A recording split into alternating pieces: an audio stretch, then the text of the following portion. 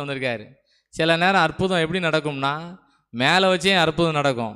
சில அற்புதம் எப்போ தானே எப்படி நடக்கும், கீழே எங்கே அந்த சிங்க கபியில் அடியில் போய் பார்த்து சிங்கம்னா எப்படி இருக்குன்னு காமிக்க வைப்பார். அதுக்கு பிறகு அற்புதம் நடக்கும். எப்படியோ அற்புதம் நடந்தா சரிதான். ஆமென் ஆமென். அதிசயங்கள் செய்கிறவர் நம் அருகில் இருக்கிறார். அற்புதங்கள் செய்கிறவர் நமக்குள் வசிக்கிறார். அதிசயங்கள் செய்கிறவர் நம் அருகில் இருக்கிறார். அற்புதங்கள் செய்கிறவர் என்று நமக்குள் வசிக்கிறார்.